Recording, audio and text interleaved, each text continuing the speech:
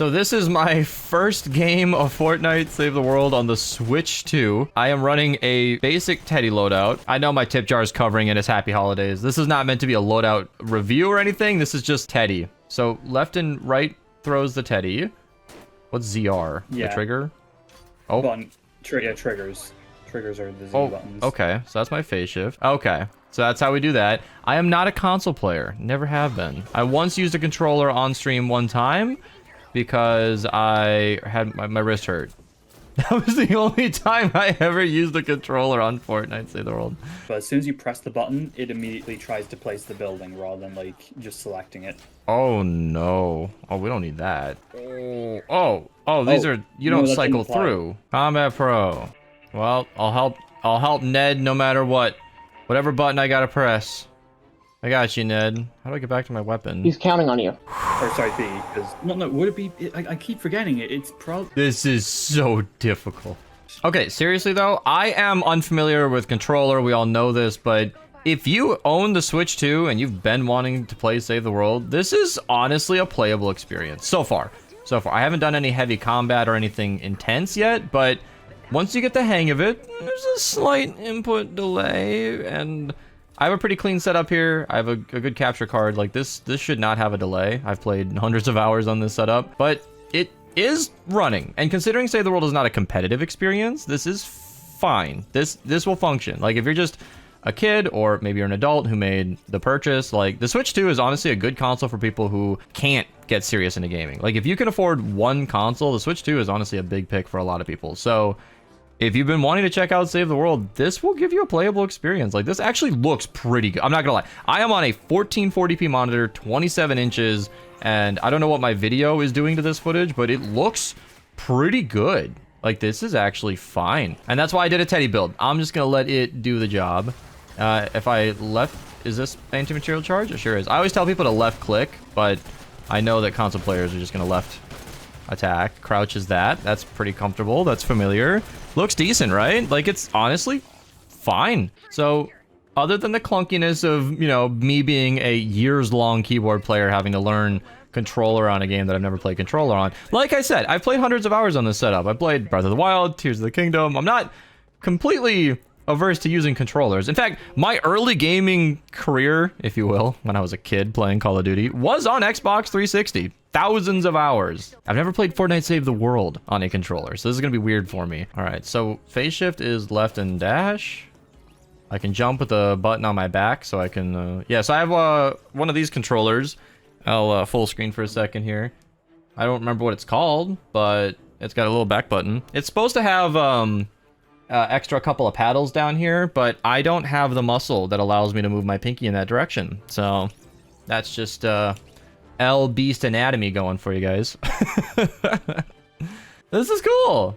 This is cool. If I was dying to get some birthday llamas done or a quest that was time sensitive and I was on an airplane, not gonna lie, this would be functional in a pinch. This would get the job done. If you wanted to main on this console, like it would be fine. I know people play 30 FPS all the time on this game on different consoles. I have historically been very PC master race. It's usually tongue-in-cheek, honestly. I totally respect people playing on what they have and what they can afford. If you think 30 is fine to get the experience, I agree. I played Breath of the Wild on 30 FPS for hundreds of hours. Like, if it's a game you enjoy and it's the hardware you have and that's the way to do it, you do it, right? Like, I'd rather play at 30 than never, right? So, this is sweet. This actually works pretty okay. The graphics settings, if I can, very minimal. Colorblind settings, great. Basically just accessibility stuff. As always, I've been amazed by the Switch and any handheld gaming console where I play it and I think, wow, this fits in my pocket. Like, okay, I wear cargo shorts, but this fits in my pocket. You can slide this into a backpack and take it with you. You could play this on a train. If you're really into Save the World and you want to play the game, you can have my stream open on your phone, which should always be there anyway. And you could just have Switch open running Save the World and actually have a decent experience. What's up? Due to a lot of Save the World stuff being client side rather than server side, it's honestly a better experience if you have like a bad connection, because you won't be relying on waiting for the server for every little thing you do. So you'll have a better experience than you would have playing like BR or something. I think if we're gonna round out the Switch 2 experience, I should probably run a 160. Maybe as a constructor. I cannot do any combat. There's no way. Here, let me just hold this Terminator. There is no way I am gonna be doing anything with bows. You'll get aim assist. You'll get aim assist. Oh yeah. There's also gyro controls you have to turn on. Gyro controls. All right. Switch. Oh, it's when you ADS. Oh, it's when you ADS. Yeah. Okay. Whoa, this is freaky. Yeah, by default, very... Okay, I can believe that gyro is something. Oh, I have the vibration on the Joy-Con. I can believe that this is something that you could get really, really good at. But in the scope of a tourist checking this out for a quick minute here, I don't think I'm gonna be able to get anything done on gyro. This is, yeah, Archer's been saying people use this for Splatoon. I can see it. I can feel that this is probably really, really good when you get used to it, you know what you're doing. I'm not gonna get there in the scope of this little visit. No way. Gyro is very emblematic of how I'm feeling about this whole experience. Like, if you can get used to controller, you can get used to gyro controls, and all you've got is a Switch 2, this is a pretty playable experience. And it's awesome that they brought this to a whole new platform, because that's just so many new people that can check out the game now. Well, we succeeded in our first mission on the Switch 2. Okay, it was a rescue the survivors. You can't really fail it, but we did it. So we jumped right in game with the last clip, but I haven't actually checked out Homebase on the Switch 2. It's not going to be a complete tour, but it looks pretty good. It's rendering my outfit correctly. The collection book stuff disappearing is a known bug on all platforms. Lighting is a little harsh in some locations. It's literally, it's just now that like you go to preview it that the lighting has gone all weird. Looked great before. Honestly, looked super recognizable. I had no complaints. This is not the experience we had before, but you know, it's just like tech issues. Everything's broken. You bring it to someone who can help, and it works. That's just how that goes. It looked like this section before, so let's focus on this. I need to find a loadout that is suitable for the 160s. I'm going to disappoint my entire audience and say it boringly. I cannot run a DPS loadout. You are not going to be seeing me with an AR shooting accurately, or a bow, or I don't think I'm going to be able to do anything with Zenith, right? Like, it's going to be tricky. This is going to have to be either a melee build, which means I'll be up front, up close and personal. Ooh, explosions with melee could be good. Or I could run a constructor. And I feel like a constructor would be the smartest play as someone who's never played on the Switch before, but I just can't do that to you guys. Now that I'm thinking about it, I think a melee build would be perfect. This is my standard Stormblade loadout. Mine, AS407 inspired this a lot. I think a constructor is like my backup if I get absolutely destroyed, but it looks like I can rotate this way. Okay, getting through my menu here. I don't want to overload it because sometimes the inputs are a little delayed. I do need to change my schematic here so I can upgrade it, modify perks, and fun fact, I actually keep a controller on my desk because it is faster than leveling on PC. It's just quicker that way. So I actually have an Xbox controller ready to go, but attack speed, armor, crit damage is ideal for the build that I'm trying to run here. Let's find a suitable 160 and go ahead and hop in. All right, so I got saved accidentally. You're not supposed to run crit damage in this build. You're supposed to run crit rating, but I had one already crafted, so... W. All right, now I need something long range in case a mini boss happens or a crow or something. Like I'm gonna snipe a crow, but I can hope. I actually did recently start supercharging my pot shot. Oh no, that was a Jabberwocky. That was a Jabberwocky. Well, I actually did supercharge a pot shot as well, but I want to have that in the middle here. Then we can go and get our level 69. Nice, Baron. There we go. We're gaming. Oh, I can't open my trap wheel. What? We're gaming. Oh, we were nervous about finding one of these. I have to do a target practice. I have to. So this is why I wanted to run melee. I figured hack and slash close range is perfect for someone unfamiliar with the keybinds. This build has a good amount of healing. Blast in the past keeps you healthy. Like, I should be relatively safe here. All right. Backpack is D-pad up. All right, just as a baseline, let's go ahead and use my normal weapon. All right, normally when I do target practice, it's on keyboard and mouse, and I'm using the Founder's Revolt because I like to flick aim. But Oh my god. Oh, no. it's, you know, I'm not far off. I'm actually like pretty close to dialing this in. I'm gonna do it. I think we can do this. I played controller for a lot of years, not with this much input delay, but I did. I'm close. That revolt is shooting 1 bullet a second. Oh, this is so tough. Gyro. This is so tough. I can't. I got one. I did get one. It's the input delay. You're Honestly, every move I make has a very noticeable delay before I actually... So I'm going to do what I've recommended other players do for a long time. Hey, Bree. If you're struggling with a target practice on your own, there's a weapon called the Room Sweeper. It does a great job. So what you can do is shoot everything. Normally you want to get over here. Here, you get on the other side. Come and get him. Actually make a little more progress.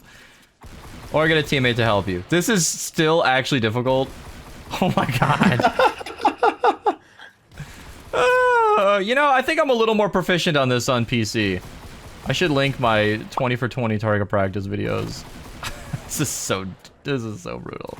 How are there still more to go? We're only at 12. My preferred weapon for this is the long arm because it's so precise. I don't care. All right, I got the technique down at the end here. I've never had to cheese a target practice before. Oh my god, I feel like I'm in the hospital. This is terrible. There are no doubt people more comfortable with controller that would have nailed that no problem, but you know, that's not what I'm known for. There goes 100 shells. I probably spent more shells than I got. All right, got to get some electric fields down here. This is not a focused defense. This is, I am struggling. We're going to spam traps, and I can afford it. It's fine. All right, got some tar pits down. Traps. Do I just go Y? How do I cycle through these? Oh, no. Okay, we're going to go through the backpack again. I think this is the way to do it. Yeah. Select the floor freeze. They are directional no matter what console you're playing on. Place towards the defense. I'm getting the hang of this. I feel like I'm getting better and better. Okay, all right. Okay, so major setting that you always have to enable, it's not by default, is in the UI probably, and you need to be able to see teammates blue glow, and I don't know where that is, but it's somewhere in here, I think. Yeah, team member blue glow has to be enabled, which is crazy. That should absolutely be on by default. Now I can see that Spazzy over there has 4 blue glow, and they can start the mission. I'm ready when you are. We've got a basic defense. We've got teammates. We've got Keel Hall and the director talking to us. I got my quest done. I am ready to vote. Okay, here we go. I really think a melee is actually ideal for this. So, and it's a really, really strong loadout. If you guys haven't seen my Stormblade build, I mean, you can see why I picked it. These settings make the energy look so good. My usual PC settings, energy is so washed out, you can barely read it. All right, the traps are doing their job. Was that a wall dart that hit that? Yeah, wall darts are quite good. I love the combination where wall darts can take out a high health single target enemy, and the floor freeze and ceiling electric fields are really good at stripping out everything else. So like even these large health enemies here, the fatties that might not be taking a lot of damage from the electric fields, are gonna get frozen pretty consistently. And when they thaw, they roll backwards further away based on how you placed it. So it's actually pretty strong. Another smasher, full health, just me. He's gonna hit the ground, which will affect things, and he is faster than me. Come on. There we go. There we go. Get those crits going.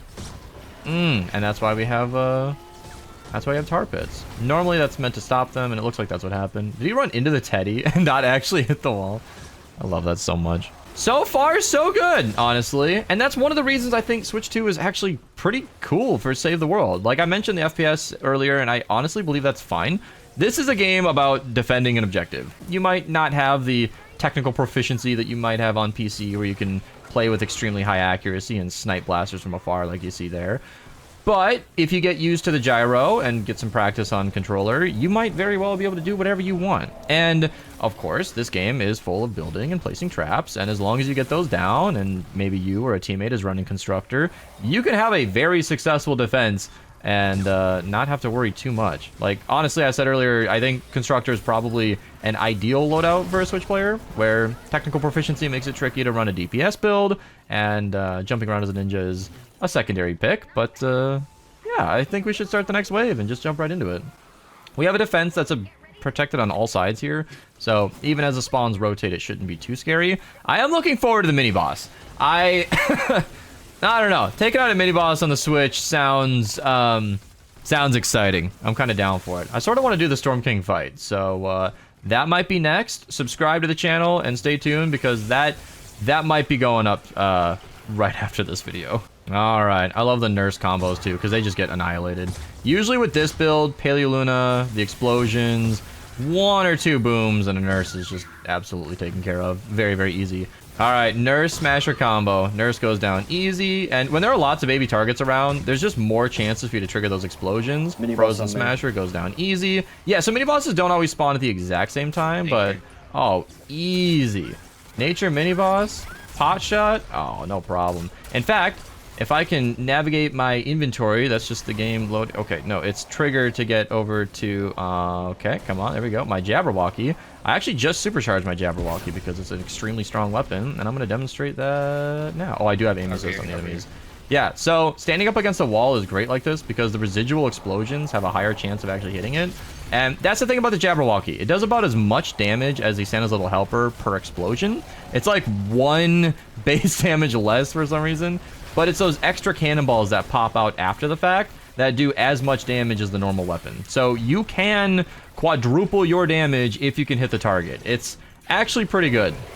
So yeah, and in this situation right here, I'm using a melee because it's a melee build, but the Jabberwocky is still incredible. That'll take out a 250 level smasher very easily when it's leveled up. You do not need it to be 144. Mine were 130 for a very long time. It's actually a top recommended weapon for taking out mini bosses. I mean, I know I just made that point, but link to that video down below where I get further into the topic of taking out mini bosses in general. It's kind of a cool video to make, because a lot of people, I don't think a lot of players actually know how to deal with mini bosses, and you might not realize how many weapons are actually really good for it. Like the Tiger Jaw, I actually featured that in the 160s recently. Link to that video down below. Does a really, really good job as a base game shotgun with no loadout. It's not the strongest weapon ever, but I mean, you might have the Tiger Jaw, not even know it's good, and ta-da! Here I am recommending it for mini boss kills. Smashers going down easy. Such a strong build. Obviously, the strong build loadout will be linked down below. I'm sure I plugged that very early on, but it's such a perfect pick for this, and I think we're going to win this defense with no problem. No problem at all. This has been such a weird experience. This is about what I expected. Pretty decent graphics. It actually looks great, considering we're on a console here.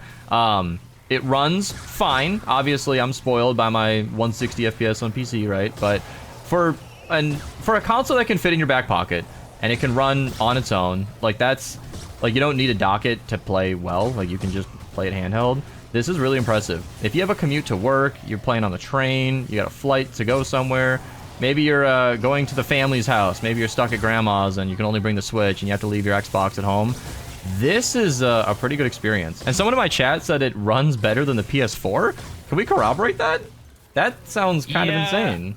So the PS4, there's a lot of factors into making it run better than the PS. Well, the main factor that the PS4 is running off a hard drive and the Switch 2 is running off of Express micro SSD, micro SD. Yeah. It's not just an SD, like it's Express. Very, very fast. All right. Well, we won the 160 mission. I'm going to wait until the end here just to see that the stat screen, and I want to know how much I contributed, because this is a weird mission. My teammates were definitely letting me have some smashers and demonstrate what the hardware is capable of, but placing down a few traps, teammates letting me kill some stuff. Top damage on the Switch too? Well, you know what I mean? I'm not trying to advertise that too heavily. My team was very much letting me get some kills, but you can be an absolutely viable teammate if you play it right. So that's a pretty good feeling. I was nervous that I would record a, oh, I have no close menu in here. Is that a bug? I cannot, oh, now, Ooh. Yeah, if I emote, I'm actually stuck in this menu. Okay, random bug at the end here. I can't like switch to my mouse or anything. That's kind of worrying, but As long as you don't get stuck in the end menu, it's actually a perfectly viable. I was nervous I'd record this video and have bad things to say or have a terrible experience, but frankly, I'm just impressed. Open the chat, so if I hit plus sign, does that bring me to, oh, double tap the chat menu? Is that gonna bring me in? I'm actually completely stuck. All right, well, I'm gonna figure this out after the recording, but subscribe if you're new. Use code Mista at your checkout if you guys want to support the channel. Looks like it saved me on its own, and I'll see you guys in the next video.